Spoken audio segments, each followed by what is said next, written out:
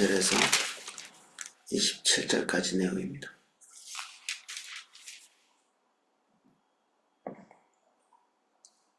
에스겔이 끝날 때까지는 따로 성경을 읽는 시간보다는 읽으면서 내용을 살펴보도록 하겠습니다. 14절입니다.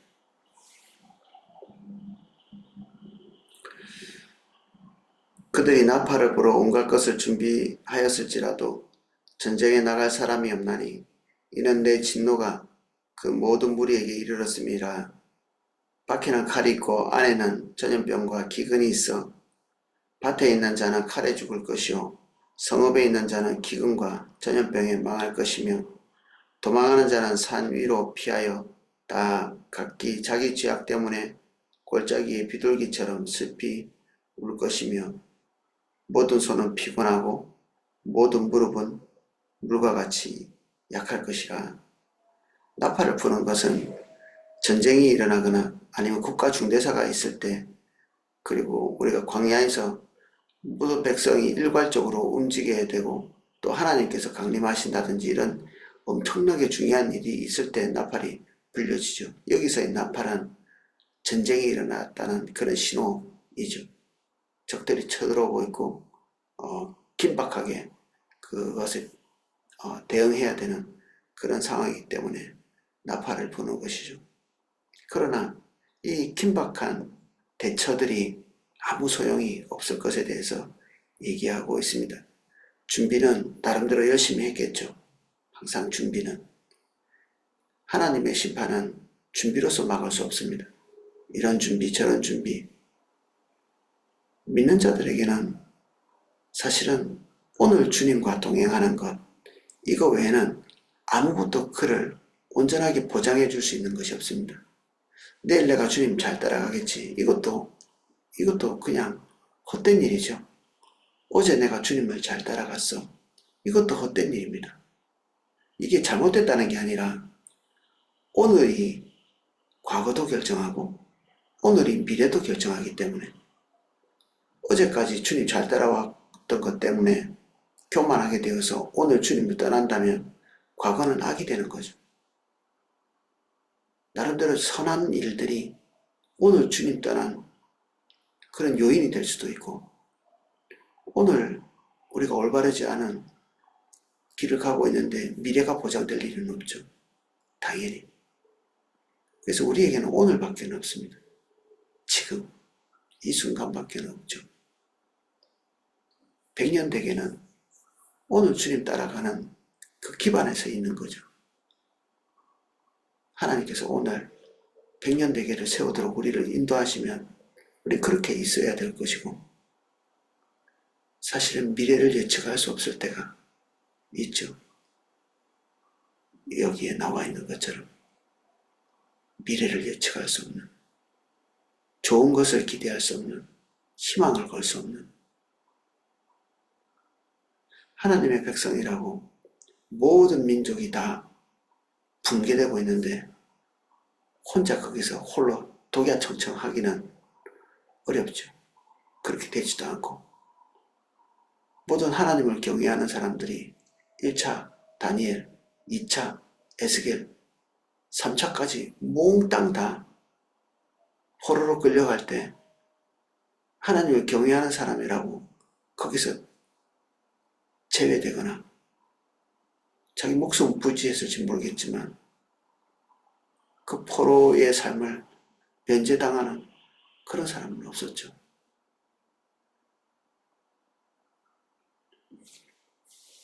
그래서 우리는 어쩌면 국가의 운명을 걸어놓고 기도해야 됩니다. 그 운명이 결국 우리의 운명이기 때문에 그 운명이 우리의 운명이에요. LA에 하나님의 징벌이 임했다 우리가 그렇게 해석한다면, 예를 들어서 거기에는 믿는 사람도 부지기수고, 그리고 하나님의 백성이라고 그들이 당하고 있는 어려움들이 이 LA 전체에 재앙이 올 때 면제될 수 있는 것들은 아니죠. 우리는 그런 걸 좀 바라는 것 같습니다.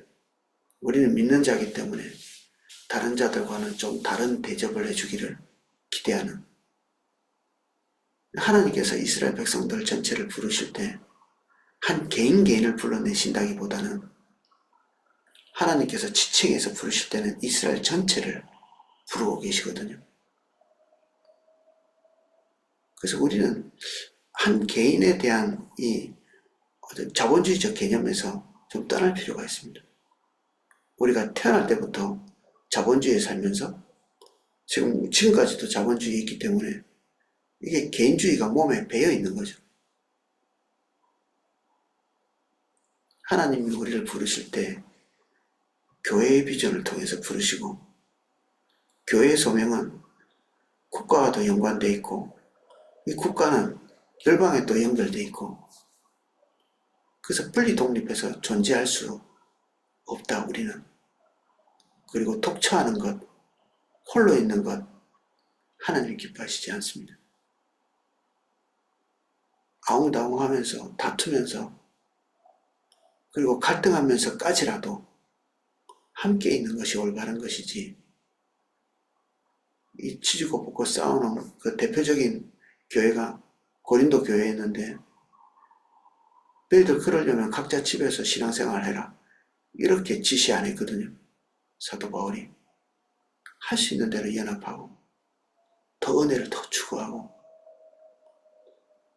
겸손히 자기 자신을 내려놓고 사랑을 따라서 행하고, 이렇게 지침을 내렸죠.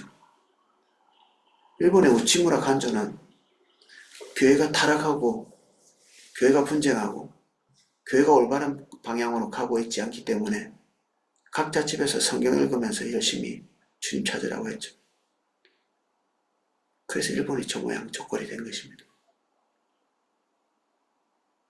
아무것도 제대로 못하는, 힘도 없는 포도나무교에 오는, 배우겠다고 오는 일본 지도자들도 열띠게 뭔가 해야 된다는 것은 알고 있지만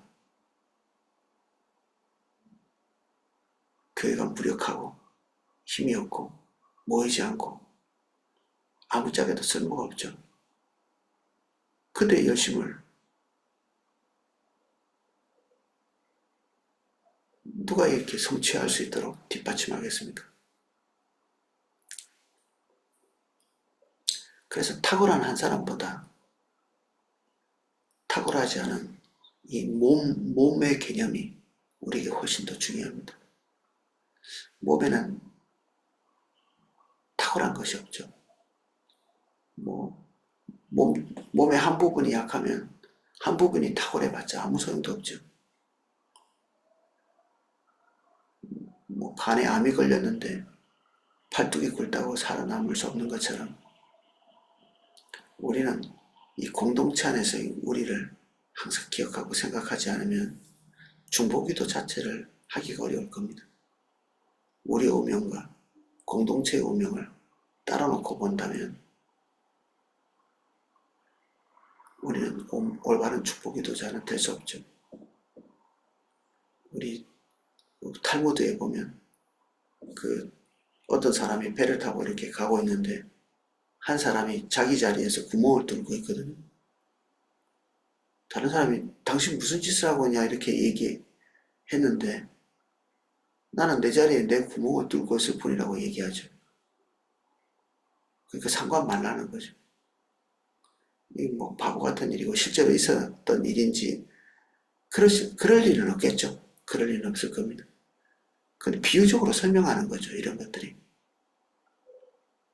배를 타고 가는데 모든 사람이 배를 같이 타고 가는데 내가 맡은 자리라고 내 자리에 구멍을 뚫고 있으면 이게 전체적인 재앙이죠. 우리 한 사람의 존립을 추구할 수는 없다. 절대로. 나 하나 이렇게 올바르게 벌벌 떨고 우리의 도덕성과 우리의 미래를 우리가 스스로 열심히 대비한다고 국가가 쓰러져가고 교회가 쓰러져가고 오이코스가 흔들리고 있고 그런데도 나 혼자서 존립할 수 있다. 그 사람은 이미 무너진 사람입니다. 이미 무너져서 공동체를 상실한 존재죠. 선줄로 생각하지만 이미 아무짝에도 소용없는 공동체에서 벗어난 눈, 공동체에서 벗어난 발, 심장, 그리스도의 지령을 받지 못하는, 그리스도의 지시를 받지 못하는 게 당연하죠. 몸 밖으로 갔으니까. 그래서 100만이나 되는 이 가나안 신자라고 불리는 그러한 사람들, 그리스도의 지시를 받을 수가 없습니다. 못 받게 있기 때문에. 좀 극단적으로 이렇게 표현한 사람이 있는데, 교회 밖에는 구원이 없다. 대단히 위험한 말이죠. 근데 한면에서는 두려움을 갖고 들어야 될 말이기도 합니다. 일면의 진리. 모든 말에나 또 모든 강조에는 왜곡이 있죠. 근데 왜곡할 수밖에 없는 강조점이 또 있기 마련입니다.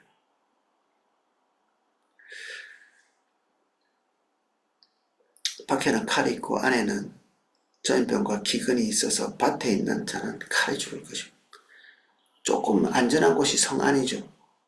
밖에 있는 사람들은 완전히 무방비 상태이기 때문에 칼에 죽고, 그럼 어딘가는 좀 안전한 곳이 있지. 아니, 성 안에는 천재지변, 이 재앙에 의해서, 전염병에 의해서 죽는, 안이나 밖이나 누가 더 불행할까? 사람들이 생각할 때는 성 안에 있으면 좀 안전할 것 같은데, 어떤 면에서는 더 참혹하게 죽어가는. 그래서 처음 말한 것처럼 하나님의 재앙은 대비할 수 없다.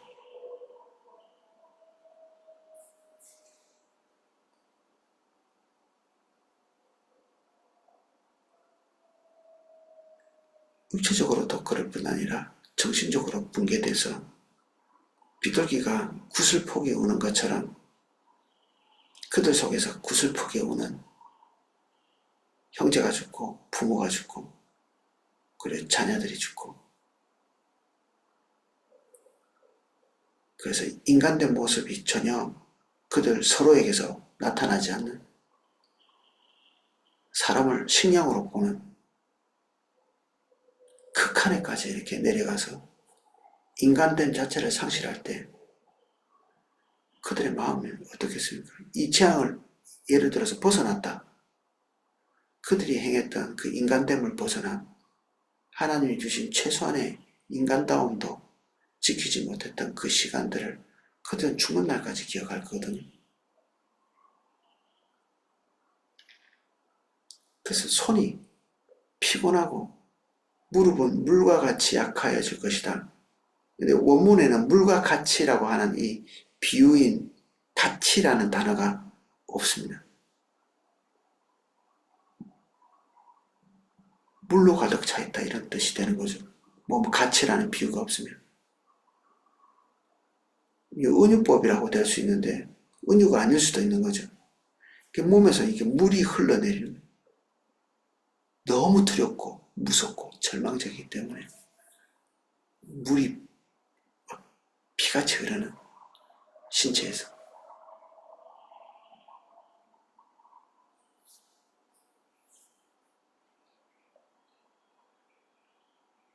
그들은 굵은 배로 허리를 묶을 것이요, 두려움이 그들을 덮을 것이요, 모든 얼굴은 수치가 있고 모든 머리는 대머리가 될 것이며, 벼옷은 죽음에 이르거나 회개하거나, 그리고 재앙이 닥쳤을 때 이 입는 옷들이죠. 때로는 회개하고 돌이켜서 어느 지점까지 하나님의 용납을 기대해 볼 수 있는 것이 있지만 이들에게는 해당되지 않습니다. 이미 그 시간을 지나가 버린 거죠. 회개는 기회가 있죠. 항상 은혜 받을 때가 있고, 그것이 지나가고 나면 아무것도 없습니다. 하나님의 파가 하나님을 딱 만나는 딱 적정 지점이 있습니다. 은혜도 회개도 적정 지점이 있습니다. 그래서 복음을 전파하는 것은 어쩌면 우리가 어떤 사람의 마지막 기회일 수도 있습니다. 어떤 사람의 마지막 기회. 저는 좀 항상 그런 마음이 있거든요. 내가 어떤 사람의 마지막 기회일 수도 있겠다. 최근에도 어디에 신방 갔다 오면서 이미 여러 차례 양육도 하고 여러 차례 대면하고 신방 가고 했던 분인데 늘 그 자리 그대로. 근데 다시 초청하고 다시 주님 볼 수 있도록 요청을 했죠. 그분에게. 그러면서 이런 마음이 또 들더라고요. 어쩌면 이분에게 이분 인생에 내가 마지막일 수 있겠다. 이제 나이도 많으시고 이제 지력이 언제까지 될지 모르고 이제 남은 지력을 다해서 머리가 좀 돌아가고 그나마 체력이 돼서 교회까지 올 수 있고 이제 이게 마지막 교회 발걸음이 아닐까 그런 생각이 들었습니다. 기회가 있는 거지 항상. 영원히 기회는 계속되지 않는다. 우리는 우리의 종말에 대한 생각들을 항상 하고 있어야 합니다. 우리의 종말. 끝이 있다. 내가 남은 날이 얼마나 되는지 계산도 하고 그리고 언젠가는 내가 애쓰던 것들이 종료되는 날이 있다. 그리고 오늘 하나님께서 우리에게 대면해서 말씀하실 때 언젠가는 이 말씀이 그칠 때가 있다. 여기에 두려운 게 너희 머리가 대머리가 될 거다 이렇게 얘기했는데 이스라엘 백성들은 대머리라는 것이 없습니다. 질병에 의해서 뭐 그럴 수도 있고 그냥 전혀 자연스럽게 대머리가 되는 것 이런 것은 아무 문제가 될 수 없죠. 그런데 굳이 대머리가 되는 경우가 있습니다. 그건 하나님께서 금하고 계시거든요.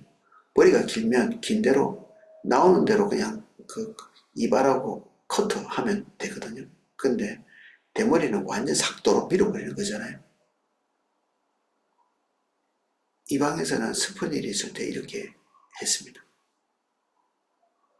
그리고 재앙이 닥쳤을 때, 누군가가 죽었을 때, 이방인들은. 근데 하나님의 사람들은, 하나님의 백성들은 그렇게 하지 말도록 신명기의 지침들을 내리고 있거든요. 근데 여기에 우리가 대머리가 될 거다. 신명기의 말씀이 끝난 겁니다. 하나님께서 이런 규정 저런 규정을 주신 이유는 목적이 있거든요. 하나님의 백성으로서 이 샘플이 된 삶을 살도록 하나님께서 요구를 해오시는 거죠. 하나님이 뭔가를 요구해 온다는 것은 아직도 관계가 살아있다는 얘기입니다.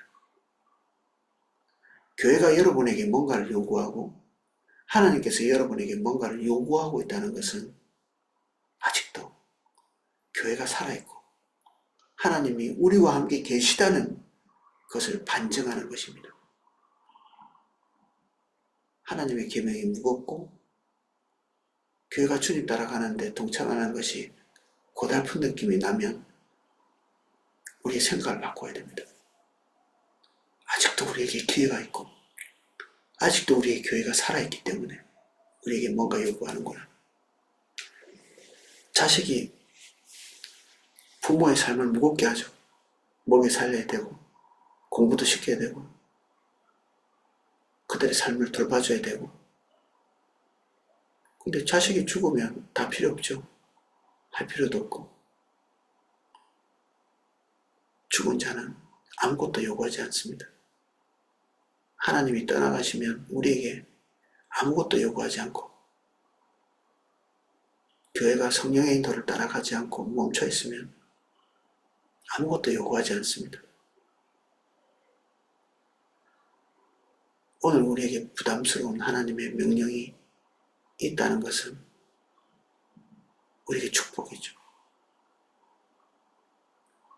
이미 앞에서도 어느 부분에서 신명기의 말씀이 거두어진 경제적인 부분에 있어서 가난한 자에 대한 포커스가 맞춰진 어떤 경제적 규정들이 더 이상 지켜지지 않아도 되는, 망했기 때문에, 죽었기 때문에 필요 없는 것입니다.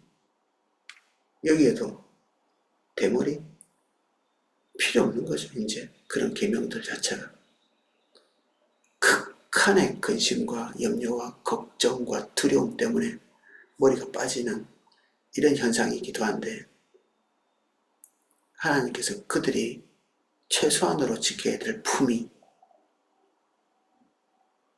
그리고 하나님의 백성으로서의 그 거룩함, 선별됨, 복된 삶을 모든 열방에 보여줘야 되는 그런 지위로서의 그 선민으로서 그런 위상, 이런 것들이 끝난 거죠.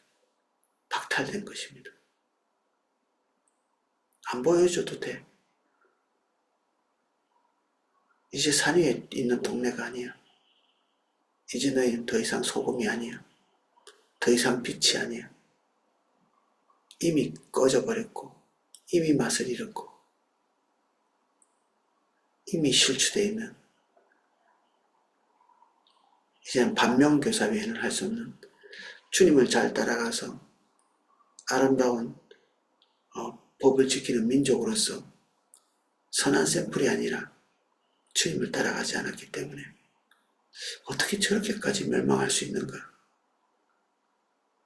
멸망당하는 그들의 모습을 보면서 이방 사람들이 깜짝 놀라게, 그러면서 너무나 심각하게 멸망했기 때문에 그 길을 지나가는 사람들이 도대체 이 민족은 왜 이렇게 멸망했대? 라고 서로가 서로를 얘기하면서, 이 민족은 그 신을 배반하고 자기 목표와 자기 목적대로 살아가다가 하나님이 주신 모든 것들을 다 상실한 그런 민족들이야.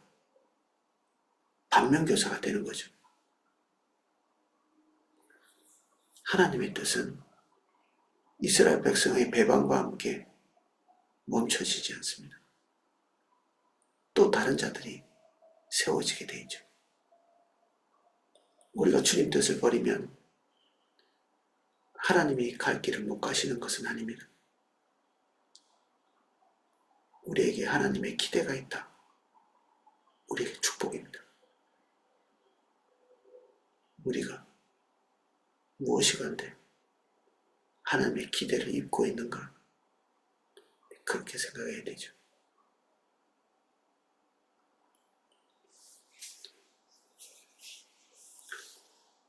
그들이 그 은을 거리에 던지며 그 금을 오물같이 여기리니 이는 여호와 내가 진노를 내리는 날에 그들의 은과 금이 능히 그들을 건지지 못하며 능히 그 심령을 족하게 하거나 그 창자를 채우지 못하고 오직 죄악의 걸림돌이 됨이라.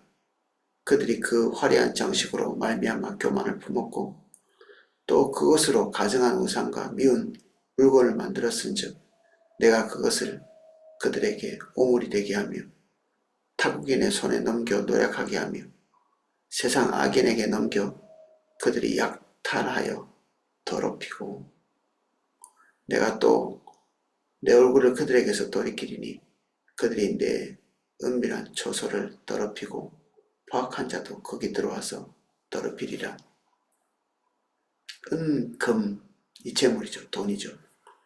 이 돈은 자기의 목표를 이루는 데 필수 요소죠. 돈 없이 자기의 목표를 이룰 수는 없습니다. 자기가 기대하는 것, 원하는 것, 바라는 것, 이게 결국 돈과 직결되어 있죠. 다들 하나님의 영광을 위해서 돈을 벌어야 되겠다 이렇게 얘기하지만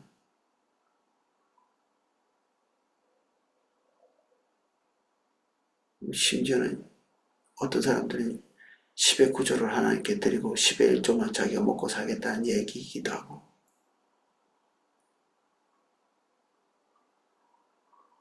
결국 하나님을 구슬려서 더 많은 축복을 받아서 하나님의 뜻도 이루고 자기의 소망도 이루겠다는,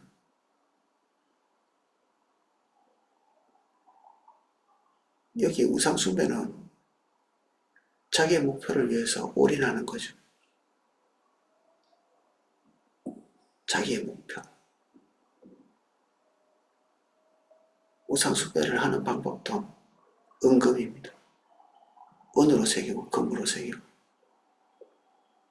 100만원 모아서 뭘 하고 1000만원 모아서 무엇을 하고 1억을 모아서 뭘 하고 10억을 모아서 무엇을 하고, 이게 자기 목표를 돈으로 이렇게 새기는 거죠. 이렇게 우상의 조각을 하는 것입니다. 자기 영혼을 이루기 위한 형상을 새기는 거죠. 은금으로. 어느 날 이런 것들이 배설물같이 취급되는 그런 시점이 온다. 직관적으로 볼 때 전쟁이 나서 식량이 떨어지는데 금을 먹고 살 수는 없죠. 화폐는 교환수단일 뿐입니다. 교환수단. 우리가 필요한 것은 돈이라기보다는 돈으로 바꾸는 어떤 것들이죠. 그러니까 직접 필요한 것은 양식이지 양식을 사는 돈은 아닌 겁니다. 국가 전체가 붕괴되고 무너지고 나면 교환수단이 아무짝에도 소용이 없는 거죠. 은금도 교환의 수단이죠. 이 궁지까지 가보면 무엇이 본질인지를 알게 됩니다. 무엇이 본질인지.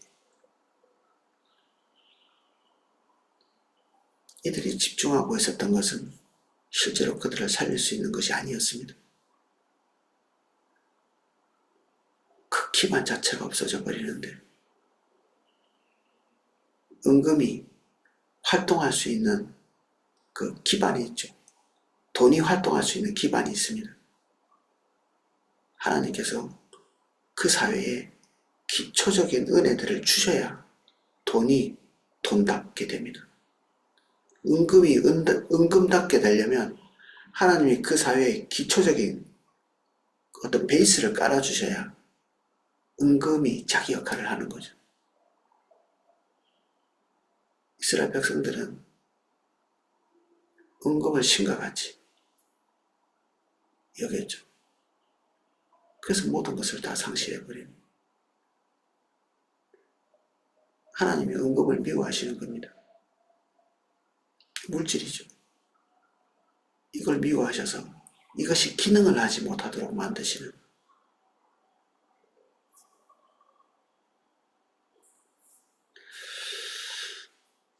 국가가 망하고 나면 달러를 많이 사놔야지 하는 분도 있고, 재앙이 닥치면 그래도 끝까지 가지고 있을 게 은금이겠지 싶어서 금값이 막 폭등하고 이러거든요. 전쟁이 나고 이러면. 근데 여기서 나오는 것들은 하나님께서 폭등하는 금값도, 그 귀한 금도, 가치가 떨어지지 않는다고 하는 금도 소용없게 되는, 아주 그것이 활동할 수 있는 기초적인 어떤 조건들도 다 박탈하시는 것입니다. 그래서 재앙은 대책이 없다. 하나님이 내리시는 재앙은 대비가 불가능하다는 것입니다.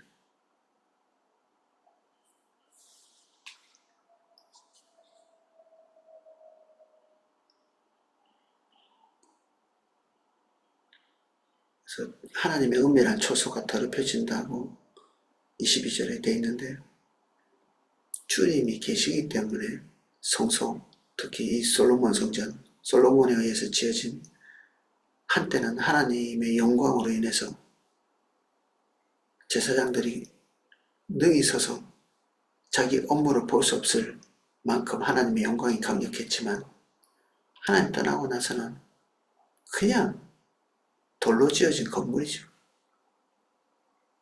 돌로 지어진 건물.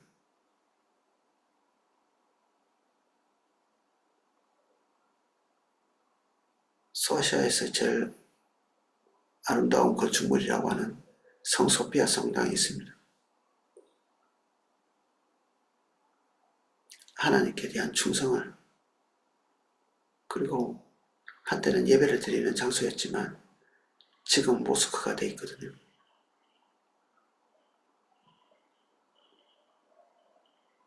주님 떠나고 나면 주님으로 인해서 거룩히 여김받았던 모든 것들이 거룩함의 근간을 상실해버리죠. 그냥 그야말로 창고에 불과한.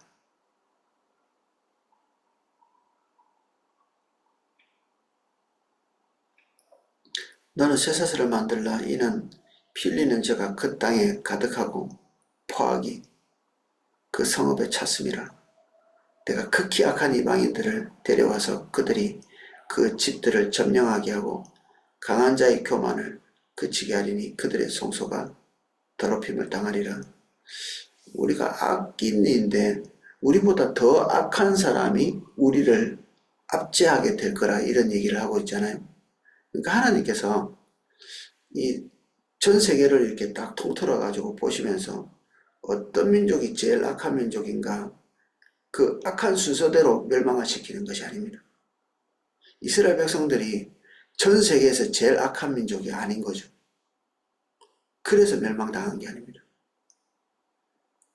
다른 민족들이 어떻게 살든지 간에 하나님께서 그들을 주목해서 보시지 않는 겁니다.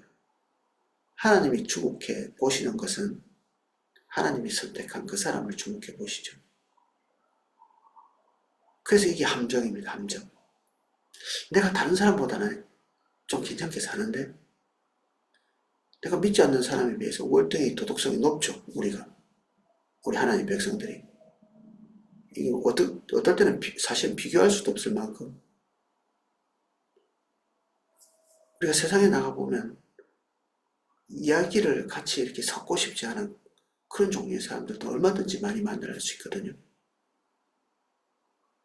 근데 하나님께서 그들과 우리를 비교하시지 않습니다. 그래서 하나님의 기대만 우리가 따라가야 되죠. 주님이 우리에게 기대하시는 것이 우리가 따라가야 될 유일한 기준입니다. 하나님의 평가가 우리에게 유일한 평가고, 그래서 이상하게 생각할 필요가 없습니다. 나보다 더 악한 사람에 의해서 내가 징벌을 당한다. 이걸 이상하게 보실 필요가 없는 거죠. 저도 사실은 그런 것들을 경험한 일이 있고요. 기억도 나거든요. 나보다 더 악한 사람이, 내가 저 사람보다 월등히 괜찮은 것 같은데 하나님이 그런 식으로 안 보시는 겁니다. 이스라엘 백성들이 바벨론에 점령당했다고 해서 바벨론이 도덕적으로 더 우월한 종류의 사람이다, 예, 그런 얘기를 할 수 없죠. 그들은 하나님께서 인정하시는 악인들이었습니다. 오죽하면 바벨론 하면 악의 화신처럼 그렇게 지칭이 됩니다. 바벨론, 바벨론, 바벨론. 사단의 성처럼, 타락의 상징처럼 그렇게 불려지죠.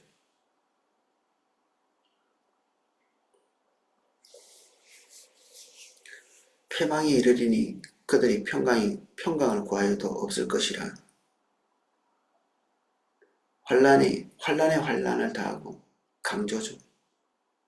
더할 나위 없는 환난이 소문에 소문을 다할 때에 그들이 선지자에게 묵시를 구하나 헛될 것이며, 그럴 때일수록 좋은 소식을 듣고 싶겠죠. 좋은 소식,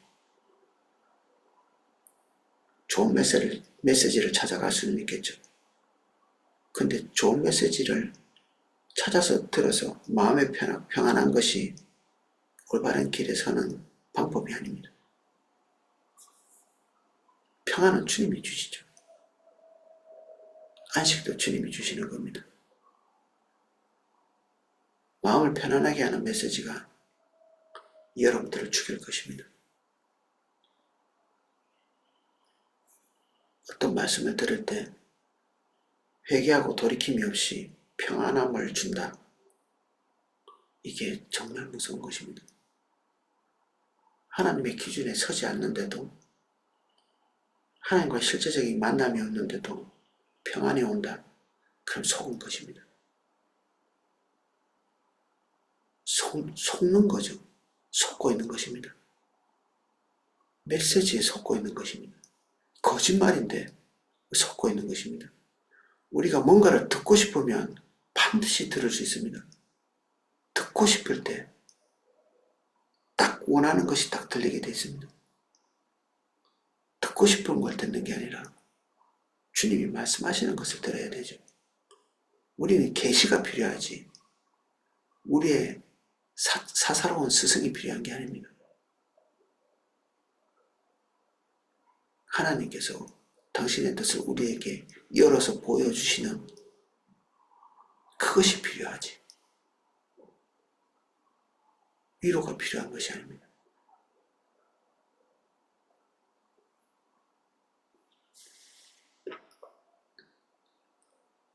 묵시를 구해도 없고 제사장에게는 율법이 없고 율법은 아까도 말했지만 시한이 있다고 했죠. 율법에는 목표가 있습니다. 선민이 되어야 될 지금 이제 필요 없게 된 것입니다. 선민으로서의 기간이 끝난 거죠. 그리고 장로에게는 청약이 없는 가장 경험 많은 이 늙은 자들에게도 더 이상 모략이 없는 방법이 없는 평화시에나 이렇게 해볼까 저렇게 해볼까 하는 거지 재앙이 닥치고 나면 그것이 거짓말이었다는 것을 그때 알게 되죠.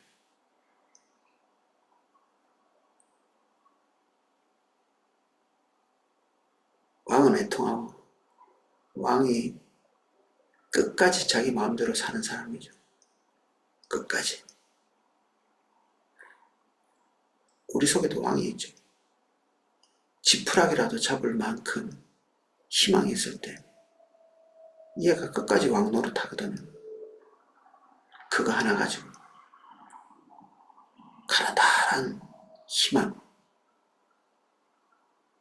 긍정적 요소 그걸 가지고 끝까지 왕 노릇합니다. 이런 결정을 해볼까 저런 결정을 해볼까.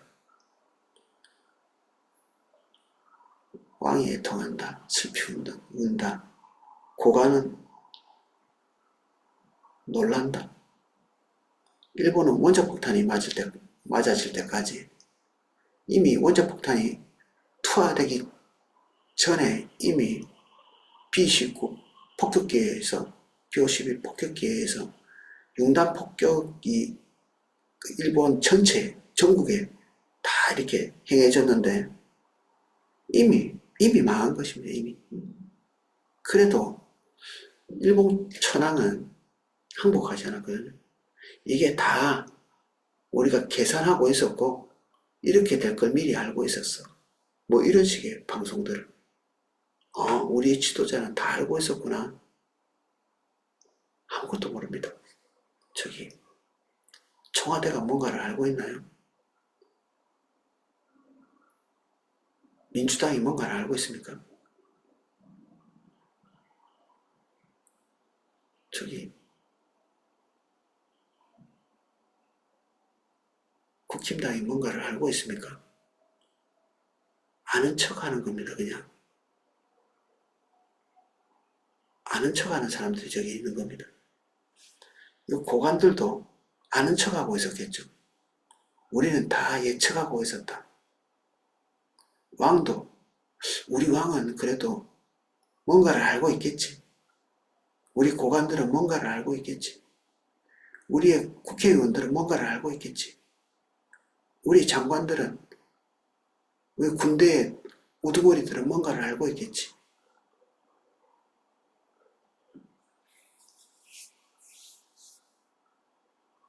깜짝 놀라는, 아무것도 모르고 있었던 겁니다. 하나님의 계획에 대해서. 주민의 손은 떨리리라. 내가 행위대로 그들에게 갚고 그 죄악대로 그들을 심판하리니 내가 여호와인 줄 그들이 알리라. 하나님이 어떤 존재인지 그들이 잊어버린 거죠. 입에 종교적인 단어는 남아있는데, 종교적 신학 고백들은 남아있는데도 불구하고 하나님이 도대체 어떤 분이신지를 몰랐던 겁니다. 그들이 이 두렵고도 무서운 심판에 임박했을 때 그들은 그제서야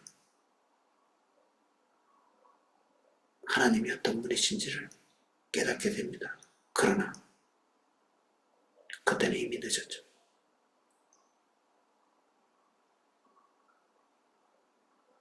이런 식으로 깨달으면 안 되죠. 종말의 날에 전 세계가 다 예수 그리스도의 영광을 보게 될 것입니다. 그러나 그때 보게 된 영광은 그들에게 기회를 주지 않습니다. 오늘 하나님께서 우리에게 뭔가를 촉구하고 계시다면 우리에게 기회가 있습니다. 오늘 여기까지 살펴보겠습니다. 주님께 서는 것 외에는 아무 대책도 없습니다. 우리는 지푸라기라도 잡고 살겠다고 하지만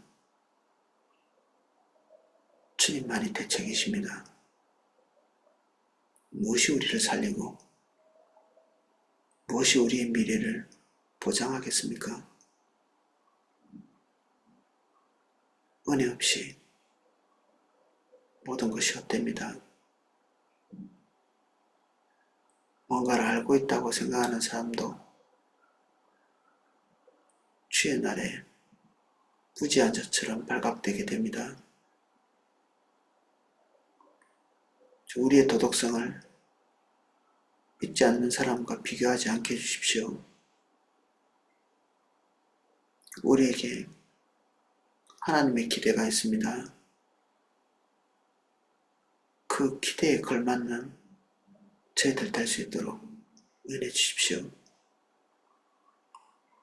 우리 마음의 소리에 속지 않게 해주십시오. 그럭저럭 주변에 비해서 우월한 도덕성을 가지고 있다 믿어지는 순간 우리는 속은 것입니다.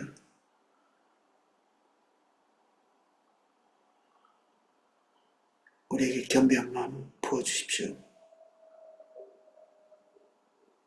이 시간 오셔서 우리 한 사람 한 사람 대면하고 만나주십시오. 예수님 이름으로 기도합니다. 아멘. 네, 각자 기도하실 수 있도록 음악을 방송해 드리겠습니다.